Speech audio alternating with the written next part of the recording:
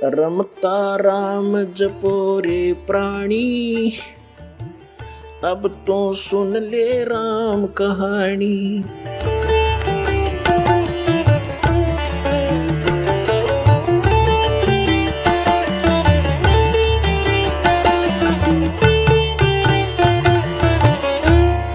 इस अध्यात्म ज्ञान का बहुत गहरा और विस्तार है, बहुत इसमें गूढ़ रहस्य है और विस्तार के साथ इसको समझना पड़ता है। एक सदस्य नाम लिए हुए है घर का और सच्ची नीयत से भगवान के में समर्पित है, उसके कारण पूरा परिवार सुखी रहता है जब तक उसका जीवन रहेगा। बाद में चाहे उन पर बिजली पड़ो, जो नाम नहीं ले रहे अगर, और फिर उसमें क्या है कि जैसे एक परिवार का सदस्य सच्चे दिल से नाम लिए हुए है और सही श्रद्धा कर रहा है और पूरा विश्वास के साथ आधीनी के साथ सब मर्यादाओं में रहता हुआ कर रहा है इस परमेश्वर की सच साधना, तो उसको अन्य परिवार को भी क्रेडिट मिलता है, वो देता है, क्योंकि उसकी आस्था बच्चों में है और वो यही प्रार्थना करता रहता है कि परमात्मा मेरे बच्चों की सुरक्षा करना, मेरे बच्चों की रक्षा करना, इन पर कोई आपत्ति ना आवे, इनको संतान देना। तो वो क्या होता है कि वो क्रेडिट तो उनको मिल जाएगा आपकी प्रार्थना से, लेकिन आपकी भक्ति माइनस होती चली जाएगी और आप मोक्ष से वंचित रह जाओगे। आप जी को चाहिए कि उन बच्चों को भी मार्ग पर लगाओ, उनको भी मार्ग पर लगाओ। जैसे किसी के एक ट्रक के किसी के जो है ना कार में या पंचर हो गया, हवा निकलेगी और दूसरे के टायर ट्रक के टायर से उसमें डाल देंगे तो ट्रक भी खड़ा रहेगा। फिर वो ट्रक के अंदर से जो टायर से यानी ट्यूब से हवा निकाल कर वो छोटे व्हीकल के पहिए में डाल दी, व्हील में। इतनी राहत आप अपने परिवार को दे रहे हो और आप फिर खाली हो जाओगे। आपको चाहिए कि अपने बच्चों को भी उसी रास्ते पर लगा दो और उनको भी पंप दे दो, भाई अपना रास्ता बता दो कि ऐसे ऐसे यहां से हवा डलवाओ, यानी परमात्मा के नाम का हैंड पंप लेकर के उसका अपने टायरों में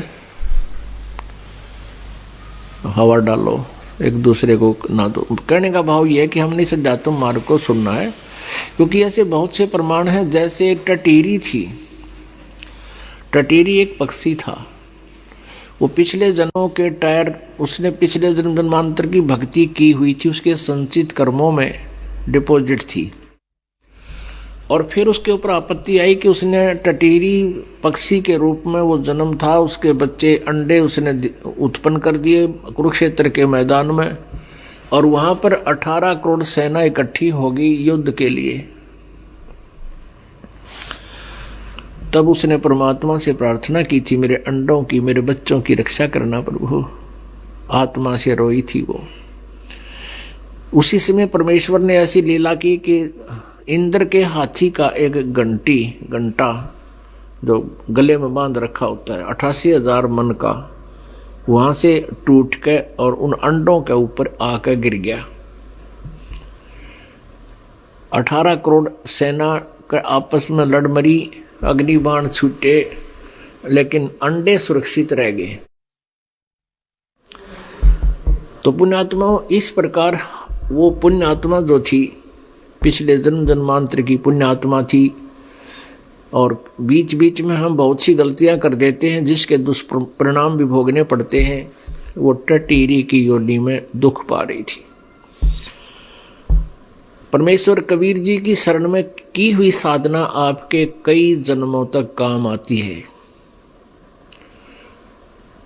तो ऐसे उसने अपने संचित कर्मों को भी बर्बाद कर दिया और उन अंडों की रक्षा के लिए वो बच्चे हुए, फिर वो भी मर गए। 5-4 साल के अंदर उनकी मृत्यु, टटीरी भी मर गई। तो इस प्रकार इस काल के जाल को हमने समझना है। आप जी यहाँ आए किस लिए हो? यदि इन बच्चों की सुरक्षा और इन्हीं के लिए अपना जीवन व्यर्थ कर रहे हो तो आप जी ने भक्ति नहीं समझी। भाव ये नहीं है कहने का दास का, परमात्मा का भी ये उद्देश्य था। ये कहने का भाव नहीं है कि बच्चों में अस्थाई ना रहे या इनकी केयर टेक ना करें, नहीं। ये हमारा एक कर्तव्य है परमात्मा के बच्चे मान के। ये हमारे बच्चे नहीं हैं, ये परमेश्वर की आत्माएं हैं, उस धनी के बच्चे हैं और हमारे को सेवा दे रखी है। हम नौकर हैं उस परमपिता के। तो एज ए सर्वेंट हमने काम करना है, अधिकार नहीं जमाना। हम अधिकार अधिक जमाते हैं, अपना कर्तव्य कम करते हैं, कर्तव्य का पालन कम करते हैं और हम इनको अपना मानकर दुखी रहते हैं। क्योंकि हमारी सेवा लगाई है तो इनके दुख में दुखी होना हमारा स्वाभाविक जो है ना स्वभाव बना हुआ है। कि जैसे कोई नौकर है और नौकर का उस मालिक का बच्चा किसी कारण से दुखी है, उसको तो वो भी दुख होता है उसको साथ में, नौकर को। तो ऐसे ही हम अपने बच्चों को अपना ना मान करके परमात्मा का मान के, उससे डर के उनका जो कर्तव्य कर्म है वो पूरा करें और परमात्मा की भक्ति में नागा नहीं होना चाहिए, उसमें कमी नहीं आनी चाहिए। इस प्रकार हम अपने इस दैनिक कार्य को करते हुए, मनुष्य जीवन के कर्तव्य कर्म को करते हुए भी हम मोक्ष प्राप्त कर लेंगे। तो हम कहने का भाव यह है कि बच्चों को भी परमात्मा के चरणों में लगाना चाहिए और वो नहीं मानते हैं तो अपने जीवन के साथ खिलवाड़ करना बुद्धिमता नहीं है, उनको उनके भाग्य पर छोड़ दे। तो ऐसे हम यहां से निकल सकेंगे। नहीं तो बच्चे नहीं मान रहे हैं, उनका दुर्भाग्य है, कर्महीन है वो तो डूबेंगे, गेल आप जी को भी ले डूबेंगे। इसी प्रकार अगर बच्चे ठीक लगे हुए हैं, माता पिता भक्ति मार्ग को स्वीकार नहीं करते हैं, तो अपनी भक्ति को उन माता पिता के लिए बर्बाद नहीं करना चाहिए। माता पिता का कर्तव्य कर्म जो हमारा फर्ज है वो अवश्य करना चाहिए, उनको प्रार्थना करनी चाहिए, उनकी बुराई छुटवानी चाहिए। कोई हुक्का पीवे है या कोई बीड़ी पीवे है, कोई शराब पीता है, तो हम परमात्मा के बच्चे हो गए, आपको ज्ञान हो गया। आप जी को चाहिए कि माता पिता से रह रहकर प्रार्थना करें विनम्र भाव से कि आप भी भजन करो, आप नाम लो। मनुष्य उसको ज्ञान सुनावे, उनको पुण्यात्मा है वो मान जाती हैं। और फिर भी कोई अनाड़ी है, माता पिता नहीं मानते हैं, तो उनके साथ अपनी भक्ति को नाश नहीं करना चाहिए। बात ये भी नहीं है कि उनका आदर नहीं करे, उनकी सेवा नहीं करे, खूब करे, एज ए फादर मदर उनकी पूरी श्रद्धा रखे, उनका सत्कार करे।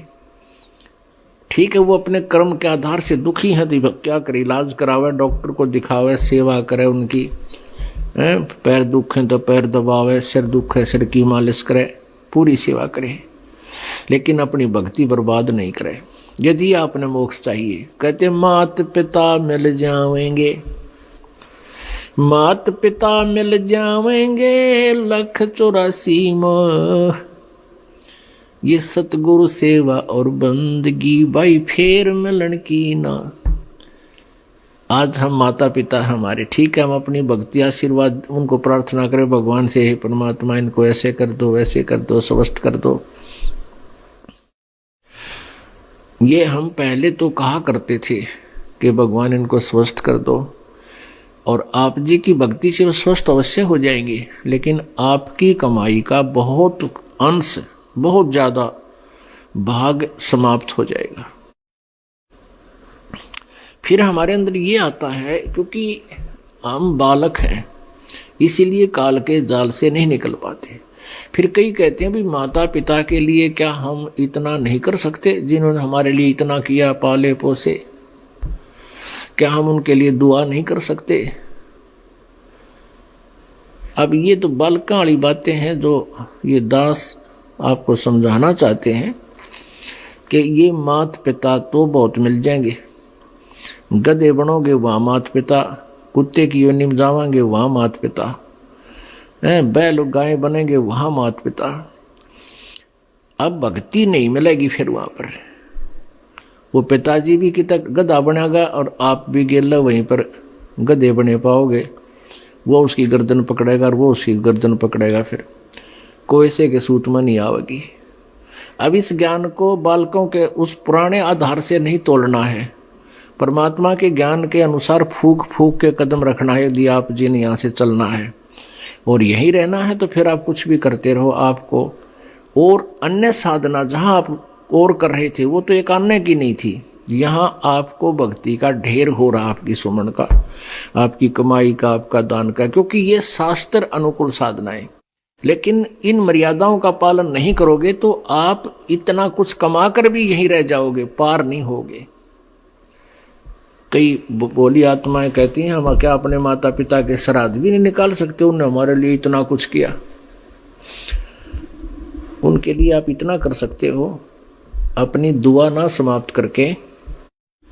आपके माता पिता बीमार हैं, अस्वस्थ हैं, उनको दुआ ना करके केवल उनके लिए कोई ऐसा धार्मिक अनुष्ठान उनके निमित्त आप करा सकते हो, यहाँ अखंड पाठ करवा सकते हो। उससे भी उनको बहुत राहत मिल सकती है।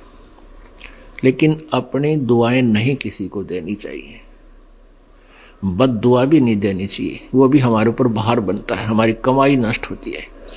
और शुभ कामनाएं भी नहीं देनी चाहिए, वो भी हमारे ऊपर बाहर, हमारी कमाई नष्ट होती है। हाँ, उनको ज्ञान दे। आपके निकटतम जैसे भाई है, अपनी बहन के निमित्त, माता के निमित्त और अपनी पत्नी के निमित्त, बच्चों के निमित्त जो नहीं मार्ग पर लग पा रहे उनके निमित्त को पाठ करा सकते हो। उससे उनको शुभ संस्कार मिलेंगे, पुण्य मिलेगा और उनसे धीरे धीरे हो सकता है उनका माइंड भी परिवर्तित हो जाए और वो भी फिर मार्ग पर लग सकते हैं। नहीं तो उनको उसका सहारा अवश्य मिलेगा। तो इसका ये विकल्प है। तो पुण्यात्माओं, परमात्मा बताते हैं एक लेवा एक देवा दूतम और कोई किसी का पिता नहीं पूतम।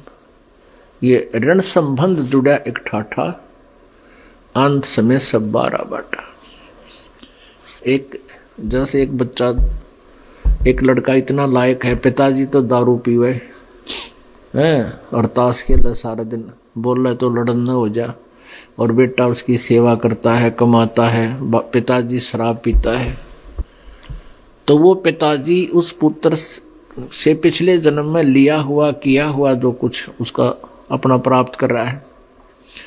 एक बेटा ऐसा है, माता पिता कमा रहे हैं और वो गोटी लगाता है, जुआ खेलता है और पैसे को बर्बाद करता है। माता पिता रोते रहते हैं बैठकर, वो मानता नहीं है। तो पिछले जन्म में उस माता पिता ने उनका कोई ले रखा था, अब वो पूरा करके छोड़ेगा।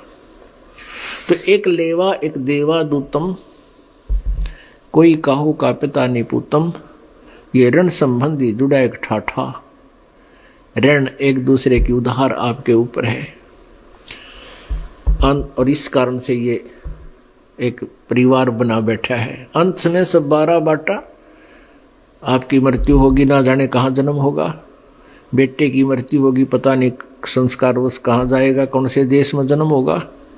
अंत में सब 12 बाट, अलग अलग 12 बाट, बाट माने रास्ते, अलग अलग रास्तों पर जाओगे, फिर ना जाने कभी मिलोगे ना मिलोगे किसी जन्म में। इन सब बातों को विचार करके पुण्यात्माओं अपने मोक्ष कराने के इस उद्देश्य को, लक्ष्य को प्राप्त करना है।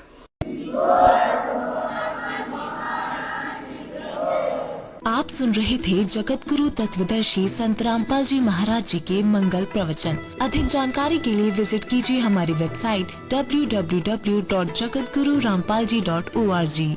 संत रामपाल जी महाराज जी के शुभ आशीर्वाद से पूरे विश्व भर में 500 से भी ज्यादा नाम दीक्षा केंद्र हैं, जिन पर संत रामपाल जी महाराज जी द्वारा ऑनलाइन निशुल्क नाम दीक्षा दी जा रही है। अपने नजदीकी नाम दीक्षा केंद्र का पता करने के लिए संपर्क करें 8222880541।